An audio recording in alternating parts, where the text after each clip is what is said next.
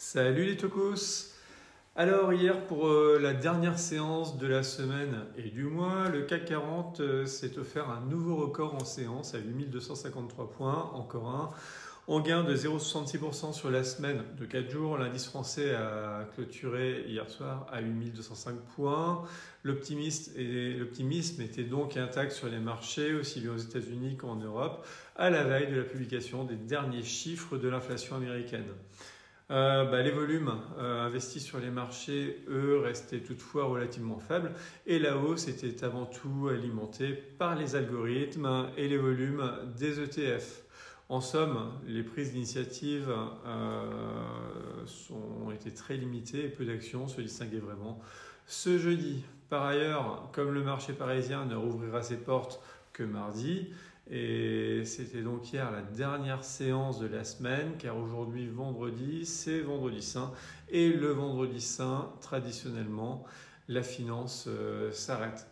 Mais est-ce que vous savez pourquoi ? Eh bien, cette suspension des opérations qui concerne non seulement les opérations boursières, mais également les virements bancaires, par exemple, trouve son origine historique dans le rapport contrarié de l'Église catholique au maniement de l'argent. D'ailleurs, les établissements bancaires ne sont pas les seuls concernés. Les bourses, dont Euronext, principale place boursière de la zone euro, baissent le rideau dès le jeudi soir jusqu'au lendemain du lundi de Pâques. Seuls les marchés asiatiques resteront ouverts. Ainsi, pour un ordre de virement passé ce jeudi 28 mars au soir, le transfert d'un compte à l'autre ne sera effectif que le mardi 2 avril. Si la fermeture peut avoir des conséquences particulières cette année, c'est qu'elle intervient en fin de mois en pleine période de versement des salaires. L'arrêt des opérations le vendredi saint, qui n'est plus un jour chômé en France, à l'exception de l'Alsace-Moselle, paraît étonnant dans une société largement déchristianisée, mais qui centralise l'ensemble des opérations de règlement interbancaire de la zone euro sous forme de virement SEPA, appelé Système européen Target 2, et géré par la Banque centrale européenne, basée à Francfort et en Allemagne. Le vendredi saint est un jour férié. Par ailleurs, cette fermeture a aussi une explication historique qui a un lien avec le rapport contrarié de l'Église catholique avec l'argent, comme je disais tout à l'heure, ce qui est souvent le cas dans les religions. Il faut lire dans ce rapport la condamnation de l'usure par la religion catholique, où le prêt avec intérêt et le maniement de l'argent étaient interdits. Les grands penseurs du Moyen-Âge, comme saint Thomas d'Aquin, étaient sur la même ligne. Puis, le cheminement intellectuel de l'Église a évolué et depuis le XVIIIe siècle, la condamnation morale des activités financières s'est estompée et leur suspension se limite au vendredi saint en mémoire de la crucifixion du Christ. Euronext confirme également que l'interdiction des activités marchandes le vendredi saint tire son explication de la liturgie chrétienne.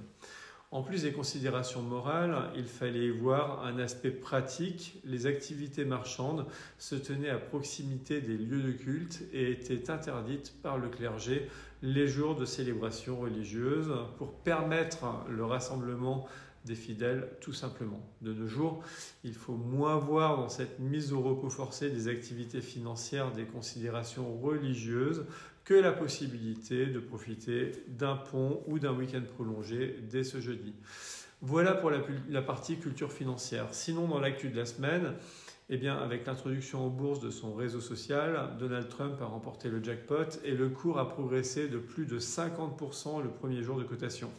Le symbole de cotation sur le Nasdaq est DJT, les initiales de Trump. Il a transformé une coquille quasi vide en vote de confiance. En clair, si vous soutenez Trump, achetez son action. Notez que Trump détient 58% de trust social. Ce qui est dingue, c'est que la valorisation de ce réseau, qui n'en est pas un, a atteint 14 milliards de dollars. Trump est donc virtuellement très riche et même plus riche qu'il ne l'a jamais été. Sur le papier, en tout cas pour l'instant. Sinon, pour finir, je vais vous parler de Private Equity. Vous savez, le non-coté, c'est le thème de notre dernière vidéo sur Center Investissement TV. Le private equity ou capital investissement consiste à investir directement dans des entreprises non cotées en bourse. Il englobe plusieurs stratégies, dont le capital risque pour les startups prometteuses, le capital développement pour les entreprises matures, les rachats financés par endettement de type LBO et le capital retournement pour les entreprises en difficulté. Le private equity a un horizon d'investissement généralement de long terme, avec souvent une implication active des investisseurs dans la gestion des entreprises. Visant des rendements élevés, il présente bien sûr des risques, mais pour en savoir plus, et particulièrement sur le private equity au marché secondaire, dès 1 000 € dans l'assurance vie, allez jeter un œil sur ma dernière vidéo sur Center Investissement TV et vous verrez, je dis tout sur le sujet. Allez, maintenant c'est apéro. En attendant la chasse aux œufs, may the force be with you et à très bientôt les amis. Ciao, ciao, bye bye.